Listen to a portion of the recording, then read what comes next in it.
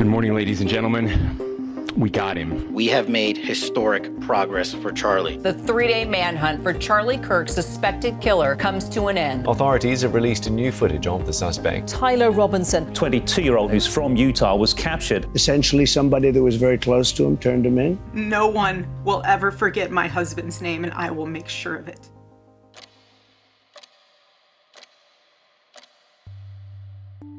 "3,000 students and supporters are gathered in the main campus quad, a wide, bowl-shaped courtyard surrounded by tall academic buildings. The crowd eagerly waits for the start of their favorite political speaker's tour, Prove Me Wrong. A few minutes later, under the white canopy covering the stage, arrives 31-year-old Charlie Kirk to a roaring applause. That's a lot of people, Utah, I'll tell you what.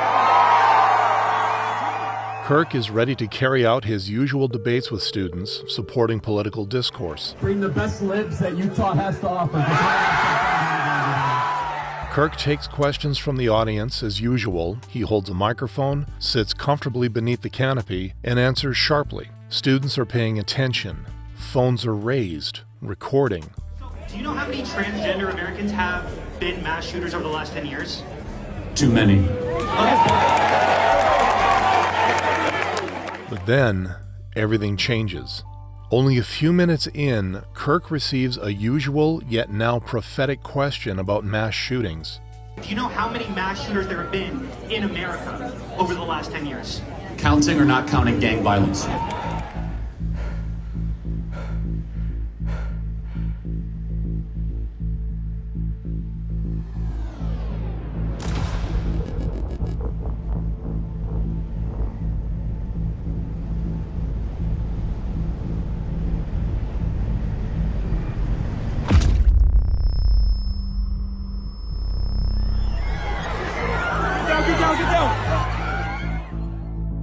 Charlie's retort would be his last. In a span of seconds, a shot is heard through the air. Panic spreads instantly.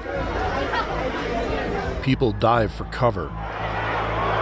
Security rushes the stage, and from the corner of the quad, high above the chaos, a shadowy figure moves across a rooftop, disappearing from view.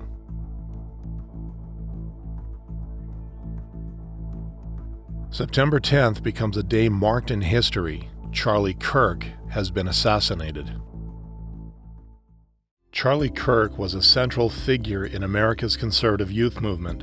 At just 18, he founded Turning Point USA, which grew into a massive political organization with chapters on hundreds of college campuses. Known for his fiery debating style, his podcasts, and his close ties to Republican leaders, Kirk had become both a hero to his supporters and a lightning rod for his critics. At 31, he was at the peak of his influence. The 2025 American Comeback Tour was meant to be his re-entry onto the national stage after months of planning. Utah Valley University was his first stop. Roughly 3,000 people showed up that day. The energy was high, the weather was clear, and the courtyard was packed. But just 20 minutes into the event, a single question ended the tour before it even began. Kirk was struck in the neck. He was rushed to Timpanago's regional hospital, but it was too late. To understand how the attack happened, we need to map out the space itself, the setting, the vantage points, and the shooter's escape. The event took place in UVU's main quad, the Sorensen Center courtyard, a bowl-shaped courtyard. The stage sat at ground level beneath a canopy, facing outward toward a sea of students and attendees. Surrounding the quad were several multi-story campus buildings, each with accessible rooftops. These rooftops overlooked the stage area from multiple angles, a security vulnerability that would prove critical. At 12 p.m., Kirk arrived on stage to officially begin his tour. Given his political connections and popularity, Kirk had several security elements at the event. There were 6 uniformed police officers scattered throughout the Sorensen Center courtyard. On and around the stage, 8 of Charlie's personal private security detail were tasked with keeping the peace. In addition, several plain-clothed police officers were stationed among the crowd. With no thought of imminent danger, Charlie started taking questions from audience members with his usual retorts in mind. At 12:19 p.m., Kirk received a question about mass shootings. He began the debate by asking a question of his own: counting or not counting gang violence? At 12:20, the shot was heard. Charlie didn't even have time to react to the question before the bullet hit his neck, likely killing him instantly. The shot came from an elevated rooftop. Investigators believe roughly 200 yards or 180 meters from the stage. The line of sight from that roof to the canopy was unobstructed, providing the shooter with a clear, direct angle. The weapon used was a bolt-action, high-powered rifle. Since then, it has been identified as a Mauser 98K. These rifles are known for their accuracy and deadly firepower, which made them the main weapon of choice for German snipers. Given that it was such a direct and unobstructed shot, and Charlie was sitting very still, theories claim that it may not have been a professional killer, given the simplicity of the shot. I do not believe it was a professionally trained shot because at no point in my sniper training was I taught to aim for the neck.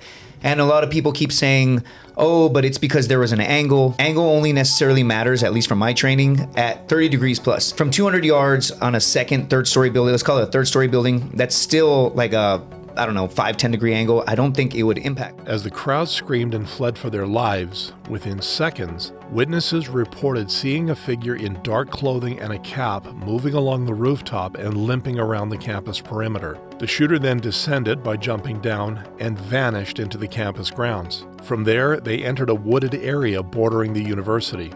That wooded corridor served as a natural escape route. Investigators later discovered the rifle wrapped in a towel, hidden in a bush along this path. They also recovered a palm print and a shoe impression, confirming the suspect's movement through the area.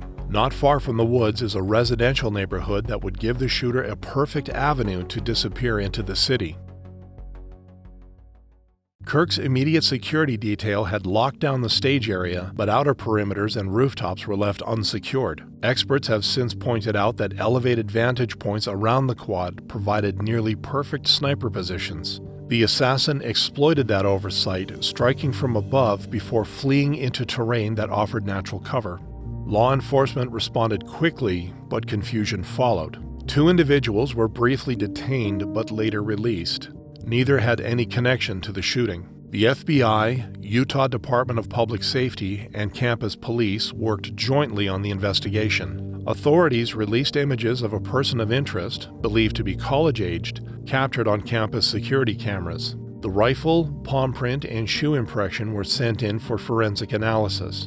The FBI announced a $100,000 reward for information leading to an arrest.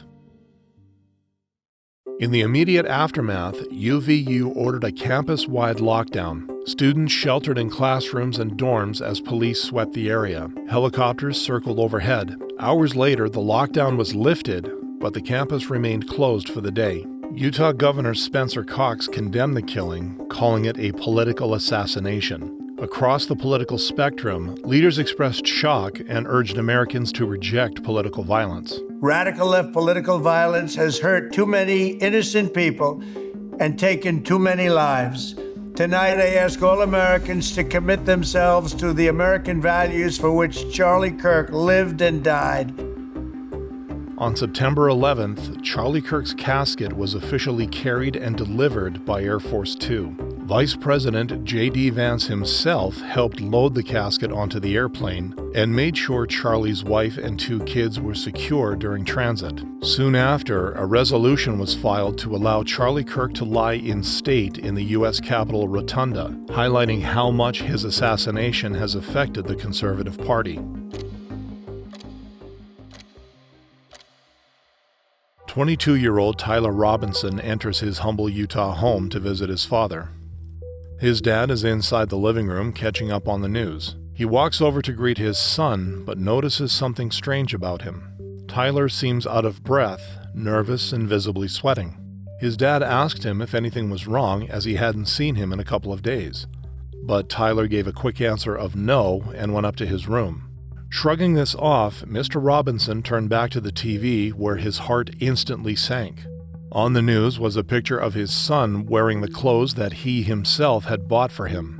Mr. Robinson knew he couldn't protect his son. After a heart-throbbing confrontation, Tyler ran to the kitchen and threatened to end his own life. But after his father managed to calm him down and made him aware of the gravity of the situation and his Christian upbringing, Tyler admitted to the shooting. Mr. Robinson convinced his son to turn himself in, detained him, and drove him to the police station himself. The arrest was so important that President Donald Trump appeared on Fox News to announce it. With a high degree of certainty, we have him. Details about Tyler Robinson's life are not abundant, but ex-classmates have come out and described him from school. Tyler was always kind of quieter since we were little, but not like quiet weird. He, since like kindergarten, was always confident to talk to teachers and stuff, and he had kind of an inner circle that loved him, and he always was able to speak to them, and always just his energy speaking to his friends and the way he treated people overall. Tyler Robinson. And the best way I could describe him is just like a Reddit kid. All I'm gonna say is this is the kind of shit that happens when you spend way too much time online and all of a sudden your beliefs are all the way this way or all the way this way, and you do some dramatic to please these people that are not your friends. He had a very close relationship with his family, especially his father, who was a retired sheriff of over 20 years and the one who taught Tyler how to hold and use a rifle down in the Utah ranges. But family also stated he grew more and more opposing views to what he was brought up on, likely due to his influence from the media he consumed. As of September 13th, the only information regarding his reasoning were the marks left on his bullet casings, solidifying the rhetoric that he brought himself to do this because of online influence. Charlie Kirk's assassination has reignited debates about political violence in America. The shooting comes just weeks after another high-profile attack, intensifying fears that the country is entering a new era of political instability. Charlie Kirk's death is now one of the most significant acts of political violence in modern U.S. history.